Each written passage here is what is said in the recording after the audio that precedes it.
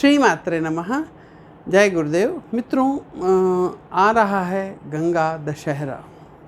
बहुत ही पावन और बहुत ही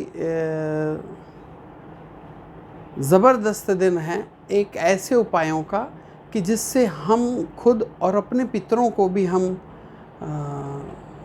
बड़ी श्रद्धा से उनके लिए भी जो कर्म करते हैं, अपने पितरों की प्रसन्नता के लिए भी जो कर्म किया जाता है, वो गंगा दशहरे के दिन। गंगा दशहरे के ही दिन माता गंगा पृथ्वी पर अवतरित हुई थी। और सोचें कि माता गंगा को लाने के लिए भागीरथी और उनके पूर्वजों ने, ऋषि भागीरथी और उनके पूर्वजों ने केवल अपने पितरों को तारने के लिए वो तर जाएं और वैकुंठ में जाएं, इसलिए माता गंगा को स्वर्ग से पृथ्वी पे लेके आए थे। हमारा भी काम बनता है कि हम अपने पितरों के लिए क्या करें, ऐसा क्या करें कि जिससे हमारे पितरों के लिए भी ये फलदायी बने। सबसे पहले काम है कि इस दिन सुबह उठ के स्नान करें और स्नान वाले जल में गंगा जल मिला के स्नान करें। और जब आप स्नान करते हुए जल अपने ऊपर डालें तो हर हर गंगे बोल के डालें। अब जल में गंगा जल मिला के उस पूरे जल को गंगा जल बना लेने का प्रक्रिया जो है ये समझ लें पहले। जैसे कि कई लोग बाल्टी में कोई बकेट के अंदर में पानी ले लिया और उसमें थोड़ा सा गंगा जल मिला दिया, तो ये पानी गंगा जल नहीं बना है। आपको पहले खाली बकेट के अंदर थोड़ा सा 2 बूंद गंगा जल डाल देना है, फिर उसके अंदर में आपको पानी ऊपर तक भर लीजिए, तब वो गंगा जल होगा। मित्रों, समझें कि गंगा जल जो होता है, गंगा तो समुद्र में भी जाके मिल रही है, तो पूरे समुद्र का पानी गंगा जल बन जाना था। लेकिन गंगा जिसमें मिलती है उसे गंगा जल नहीं बनाती। लेकिन गंगा में जो भी चीज़ मिल जाती है, सोचे गंगा जी हिमालय से निकलती, उनकी कितनी सहायक नदियाँ उनमें आके मिलती है और सारी गंगा जल बन जाती हैं। तो गंगा में जो मिलता है वह गंगा जल बनता है, गंगा जिसमें मिलती है वो गंगा जल नहीं बनता। इसलिए आपने एक बकेट में पानी भरा, फिर उसमें अगर थोड़ा सा जल डाल दिया गंगा जल, तो वो जल गंगा जल नहीं बना है। आप एक बकेट ले लीजिए खाली, उसमें पहले गंगा जल डालिए, फिर उसके बाद उस पर कोई भी जल, स्नान का आप जल भर लीजिए, तो पूरी बकेट भर के गंगा जल बन के तैयार हो गया। अब आप इससे नहाएं, और जब आप नहाते हैं तो हर हर गंगे ऐसे बोलते हुए अगर आप नहाते हैं, तो आप कहीं रहें, जब आप गंगा तीर्थों के स्थान पे नहीं पहुंच पाते हैं, तब भी आपको उस गंगा जल में नहाने का ही पूरा फल की प्राप्ति होती है। तीर्थों के जल, नदियों के जलों में स्नान करने से हमारा जो सनातन धर्म है ना, बहुत गहन शास्त्र है, इसको समझना पड़ेगा। आपको समझना ऐसा है कि बार बार हम लोगों के यहाँ पे सारी चीज़ें स्नान से चालू होती हैं। सोचें, एक बच्चे का जन्म होने से लेके मृत्यु तक सबसे इम्पॉर्टेंट चीज़ स्नान है। सोचें, हर रोज़ पूजा से पहले स्नान करना, ग्रहण काल में स्नान करना, ग्रहण के पहले स्नान करना, ग्रहण काल में स्नान करना, ग्रहण के बाद स्नान करना, कितने सारे स्नान हैं। स्नान की कितनी महत्ता बताई गई है। तो जन्म होता है बच्चे का जन्म स्नान, माता का सूर्य पूजा होती है, जब स्नान होता सूर्य पूजा होती है, तो जल का बहुत बड़ा महत्व है।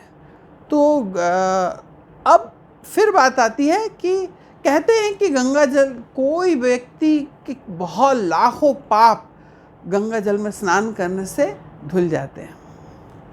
करेक्शन है, थोड़ा समझेंगे थोड़ा सा, कि गंगा जल में वह पाप नहीं नष्ट होते हैं जो आपने जानबूझ के किए हैं, षड्यंत्र करके किए। जैसे कि अगर कहीं कोई व्यक्ति आपके ऊपर आघात कर रहा है, मारने के लिए आपको आ गया, आपके घर में घुस गया और कुछ हथियार लेके घुस गया और आपके परिवार वालों के ऊपर उसने हमला कर दिया, और आपने उसी समय अगर उसको कोई चीज़ से मारी और धोखे से वो आदमी मर गया, तो ये जो मर्डर है ना, जो व्यक्ति मर गया, ये हॉट ब्लडेड मर्डर है।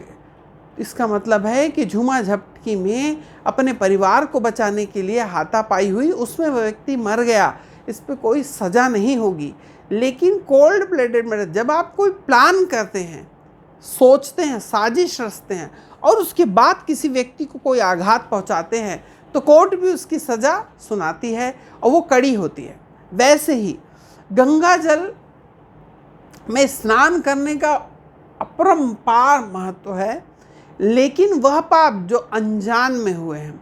अब अनजान में होने वाले पाप क्या है? भाई साहब, मैंने अपने हाथ को ये इस प्रकार से छू लिया, रगड़ लिया, इस बीच में इसके ऊपर लाखों सूक्ष्म जीव होंगे जो मेरी इस रगड़ने से मर गए, ये मैं ना जान पाया। ये तो मैं अभी आपको करके दिखा रहा हूँ ऐसा, लेकिन ऐसा हम लोग दिन भर करते रहते हैं। बहुत सी ऐसी चीज़ है कि हमने अपनी बॉडी को ऐसे छुआ, वो मर गया, हमने चेहरे को अपने छुआ और वो जीवाणु मर गए। श्वास ले रहे हैं, बहुत से जीवाणु उसमें मर जाते हैं। तो हम लोग भोजन बनाते हैं, उसमें बहुत से जीवाणु, अनजान हैं हमने कोई फूल तोड़ा, उसका भी दोष लगता है। इसलिए कहा जाता है कि फूल भी स्नान के पहले तोड़ लें, और जब आप फूल तोड़ते हैं भगवान के लिए और फिर उसके बाद स्नान करते हैं तो फूल को तोड़े का जो दोष लगा वो स्नान से हट जाता है। तो इस प्रकार के हम अनजान में बहुत से दोष कर देते। वाक दोष, हमको किसी को कुछ गलत नहीं कहना है तब भी हमारे मुंह से उसके लिए गलत निकल गया। सुनने का दोष है कि हम ना सुनना चाहते, लोग गाली गलौज कर रहे हैं, हमारे कान में ज़बरदस्ती पड़ गया। हरि कीर्तन, हरि नाम पढ़ना चाहिए कान में, लेकिन गाली गलौज पड़ रही है, कान में हम सुन रहे हैं। तो ये सब दोष है जो हम नहीं चाहते, हम ऐसा करना बिल्कुल भी कतई नहीं चाहते, सोचते भी नहीं इस बारे में, तब भी ये दोष हो रहा है। तो ये दोष गंगा जल के स्नान करने से हट जाते हैं। प्लान करके मारा हुआ, प्लान करके किसी का धन चुराया हुआ, किसी की ज़मीन चुरा ली, किसी को जानबूझ के प्लानिंग करके आपने क्षति पहुंचाई, ये इससे कभी भी आप एक बार क्या दिन भर बैठे रहें गंगा जल में तो भी नहीं हटेगा। अनजान पाप जो हैं, जो आप अनजान में कर रहे हैं, वो पाप जरूर क्षय होते हैं। तो गंगा जी के अवतरण का दिवस है, गंगा जी प्रकट हुई थी। इस दिन हमारे को कुछ एक उपाय करना चाहिए, जैसे कि जो हमारा किचन में हम पीने का पानी, जैसे मैंने इसके पहले भी आपको बोला था, पानी का जौहर, कोई गुंड है या परिंदा है जिसे हम पानी का भर के अपने किचन में रखते हैं।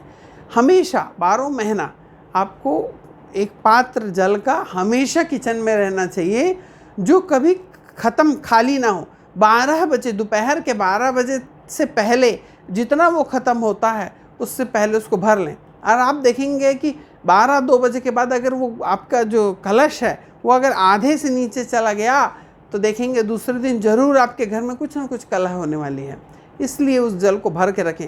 रात को भी वो जो आपका जल का परिंदा है उसे भर के रखा करें, खाली ना रखें। क्यों भाई, ऐसा क्यों? दरअसल इस जो हमारा किचन में रखा हुआ जो जल का परिंदा है, इसमें हमारे पितरों का वास होता है। इसलिए सायंकाल, शाम के समय इसके पास दीप, जैसे आप तुलसी में दीप जलाते हैं वैसे ही इसके पास भी दीप जलाना चाहिए। अब हम अपने मेन मुद्दे पे आ रहे हैं, गंगा दशहरे के लिए। तो इस दिन अगर आप सुबह उठ के स्नान आदि करके भगवान का पूजन करते हैं, उस समय में कोई पात्र में गंगा जल भर के इस परिंदे के ऊपर रख दें या उसके पास रख दें, हमेशा उसके पास दिन भर उसके पास रखा रहे। और सूर्यास्त के समय इस गंगा जल को आप अपने पानी में मिला दें और परिंदे के ऊपर में कुमकुम का टीका लगा दें। और एक पात्र में, पात्र आपको चांदी का हो तो सर्वश्रेष्ठ है, चांदी ना हो तो आप पीतल का पात्र ले सकते हैं, पर स्टील के, तांबे के इन पात्रों में ना रखें, तो पीतल का पात्र ले सकते हैं। कांच के पात्रों में ना रखें, कांच जो होता है वो खराब बुद्ध का प्रतीक होता है और इसमें हम अपने पितरों के लिए कुछ भी चीज़ नहीं रखते हैं। तो कांच का ले सकते हैं, पीतल का ले सकते हैं। चांदी का सर्वाधिक अच्छा, भले छोटी कटोरी ही क्यों ना हो, छोटा सा ग्लास ही क्यों ना हो, लेकिन चांदी के पात्र में अगर आप गंगा जल भर के दक्षिण दिशा नैऋत्य कोण में, नैऋत्य अपने घर के नैऋत्य कोण में रख देते हैं, दिन भर रखे रहने। और गंगा दशहरे से लेके इससे पूरा समय, एकादशी, द्वादश, त्रयोदशी, चतुर्दशी, उसके बाद अमावस तक इसको रखे रहने दें। अमावस्या के दिन आप अगर स्नान धान करके 12 बजे के बाद, दोपहर में 12 बजे के बाद ले जाके अगर आप इसे पीपल के वृक्ष में चढ़ाते हैं, जो हमारे पितरों का प्रतीक है, भगवान विष्णु का प्रतीक है। तो इसको पीपल के झाड़ में, अगर आपके पास समय ना हो 12 बजे, तो आप सुबह भी कर सकते हैं, लेकिन सुबह के समय भी अगर आप इसको पीपल के वृक्ष में चढ़ा देते हैं और उस झाड़ के नीचे की थोड़ी सी मिट्टी अपने पितरों के नाम से नाम लेके कि उनका आशीर्वाद ऐसा सोच के अपने मस्तक पर धारण कर लेते हैं, तो आपके पितृ बहुत प्रसन्न होते हैं, तृप्त होते हैं। उनकी मोक्ष की गति में और गति तेज हो जाती है, वो तृप्त होते हैं, मन प्रसन्न रहता है, क्योंकि इस दिन हमारे पितृ भी पृथ्वीलोक पे आते हैं, वो हम लोगों को आशीर्वाद देते हैं। अगर इस अमावस के दिन अगर आपने पितरों के लिए ये कार्य नैऋत्य दिशा में रखे, क्योंकि हमारे घर का जो नैऋत्य कोण होता है ना, नैऋत्य कोण हमारे पितरों का होता है। नैऋत्य कोण में अगर हमने कोई पात्र में स्टील लोहे का कोई पात्र न रखे, इस चीज़ का एकदम विशेष ध्यान रखें कि जब भी आप कोई पितरों का कार्य करते हो तो उसमें लोहे का इस्तेमाल बिल्कुल ना करें। आप अगर अंगूठी भी लोहे की पहने हैं, कई लोगों का रहता है कि अपने धागे गले में चेन वेन में लोहा लपेट के पहन लेते हैं, अंगूठियाँ पहन लेते हैं लोहे की, ये सब उतार दें, उतार के रखें। उसके बाद ही इस पात्र को, जो भी व्यक्ति उस पात्र को रखता है, अगर आपको कुश मिल जाए, छोटी सी कुश भी मिल जाए, हरी कुश भी मिल जाए तो कोई समस्या नहीं, नहीं तो पंसारी के यहाँ कुश मिलती है, उसमें एक छोटा सा टुकड़ा कुश का डाल दें। देखिए, जैसे भागीरथी ने अपने पितरों को तर्पण करने के लिए गंगा जी को अवतरित हुई थी, और जहाँ जहाँ गंगा जी को वो लेके गए, जहाँ जहाँ उनके पितरों ने तप किया था, वहाँ से निकली उनकी अस्थियों के ऊपर से निकलने मात्र से वे वैकुंठ को गए। वैसे ही हमारे घर का जो पितृ का स्थान है वो नैऋत्य कोण है। नैऋत्य कोण दक्षिण दिशा पितरों की है, लेकिन हमारे वास्तु में नैऋत्य कोण होता है पितरों का। दक्षिण दिशा में जल नहीं, पानी नहीं रखा जाता, क्योंकि अग्नि की दिशा है, इसलिए घर का जो नैऋत्य होता है वो पितरों की दिशा है। वहाँ पे थोड़ा सा गंगा जल, वहाँ पानी का टैंक रखना, बहुत बड़े पात्र में पानी नहीं रखना चाहिए, छोटे से पात्र में थोड़ा सा पानी। आप 4-5 दिन जो रहते हैं इसमें आप रख से गंगा दशहरा से लेके अमावस तक उसे रखें। इसके बाद उसे पीपल के वृक्ष में अर्पण करके अपने पितरों के नाम से उसी के नीचे की थोड़ी सी मिट्टी लेके अपने माथे पर लगाएं, आशीर्वाद रूप में। कोई अगर गलती ना हो, इसके लिए क्षमा प्रार्थी रहें, क्षमा मांग लें कि हम लोगों से कोई गलती हुई है, कोई भूल हुई, तो प्रभु हे मेरे पितृदेव हम पे प्रसन्न होइए और आप ऐसा आशीर्वाद दीजिए कि मेरा वंश बढ़े, फलता फूलता रहे और आपका आशीर्वाद हम पर सदा बना रहे। नमो नारायण।